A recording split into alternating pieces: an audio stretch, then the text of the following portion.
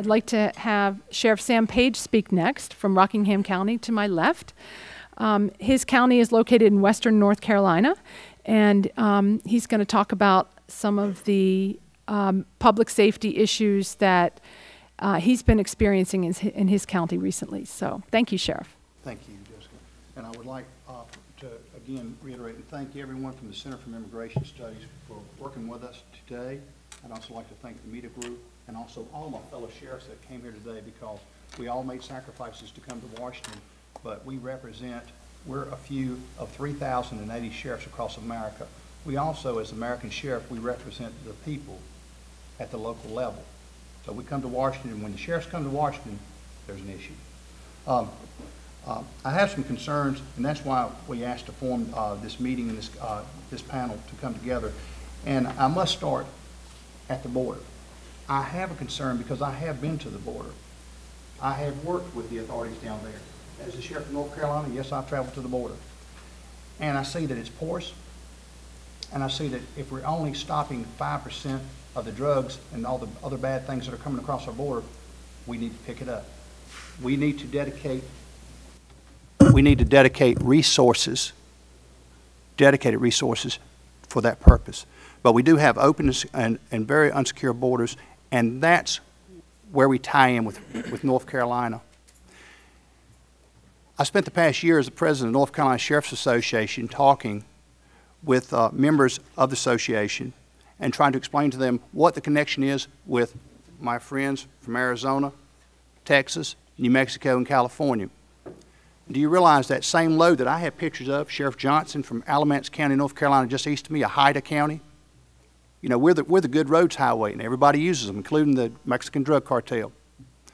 But my point is this. If we can dedicate our resources and slow it and stop it at the border, we can cut a lot of our problems. For 30-plus years, I have been fighting the war on drugs as a law enforcement officer, and the past 12 and a half years as sheriff of Rockingham County, North Carolina, working with all my other partner sheriffs. Again, we've got to work towards slowing it and stopping it at the border, but we've got to dedicate the resources to do that. And the members of Congress that are here, or your representatives from the congressmen that are here and congress-ladies that are here, you need to take the message back.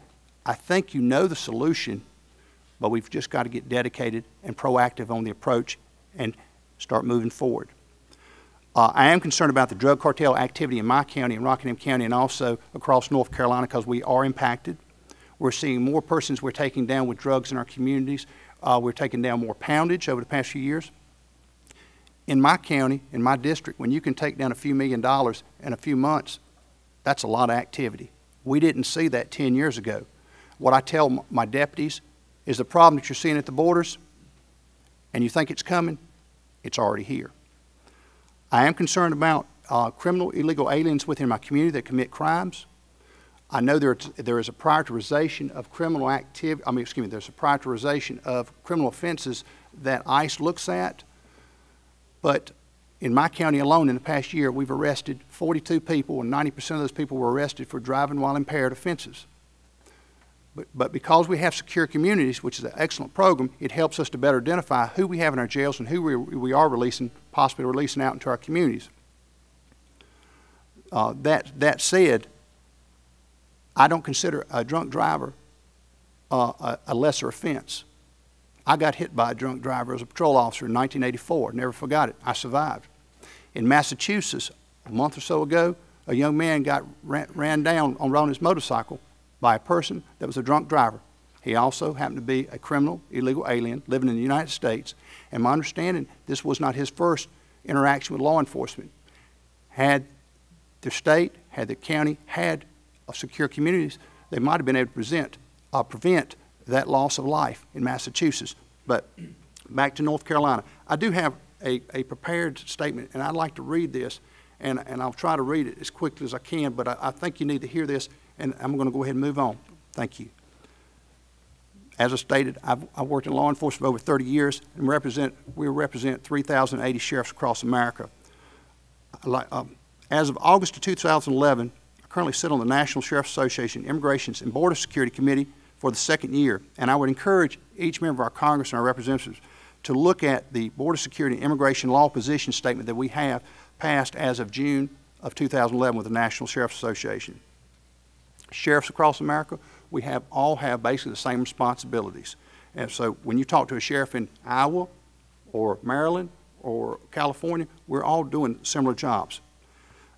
Last year, the state of Arizona passed Bill SB 1070 in an effort to provide support to the local law enforcement officers in the area of illegal immigration enforcement. At this time, as you know, they're tied up in federal court. I think Alabama also just passed a law. The state of North Carolina attempted to pass some laws dealing with illegal aliens in North Carolina. That has not passed as yet. We are a nation of immigrants, and there should be a clear understanding of and a process to the legal immigration system, not only for those who wish to make the United States their chosen home legally, but also for us in federal, state, and local officers that have to enforce the laws. We have to have a better, clear understanding of what we're supposed to do. And we need the support of the people with ICE and other organizations that train us.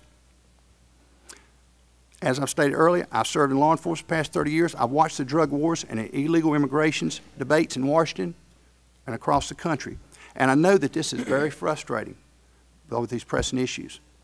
But in my research, I look and I've seen that more than 35,000 to 40,000 persons, Mexican citizens, have died just south of our border due to the Mexican drug cartel members under President Calderon since 2006. These are elected officials, innocent victims, police officers, police chiefs. One of our own U.S. Border Patrol agents, Brian Terry, was killed last year by drug cartel-related members in the United States, 18 miles north of the border. These sheriffs along the border that I've spoken with are concerned about spillover violence from illegal drug activity coming into the United States. And as I've stated, I'm concerned once it gets beyond the border, because in 2 to 3 days, it's in North Carolina. It's in Rockingham County. I'm sure that you've heard a lot of people say that's just happening at the border. And like I said, it doesn't take time for what's at the border to come to where we're at. But you got to remember, our borders are America's backyard. So if we do a better job to protect our backyard, we're going to be safer all around. I don't see the Mexican drug cartel as a gang. I see them as a terrorist organization. And business seems to be good in our communities because I see a lot of activity. This activity lets me know that the drug trafficking organizations are very active in North Carolina, and what's brewing just south of our border is a drug war. And according to the DEA briefings, North Carolina, as I stated earlier, is second to the Atlanta region in trafficking drugs on the East Coast. In 2010, of August, I took on a project. I went to Arizona to see for myself what was going on along the Mexican border in Pinal, Cochise County in Arizona. I went to Ground Zero to see it for myself. It would appear that the best way to combat the drug trafficking border issues would be to stop at the borders by beefing up our resources. Last year, we dedicated 1,200 National Guardsmen to that area to cover a 1,900-mile border. That seems to be very lacking and inadequate to cover that mission.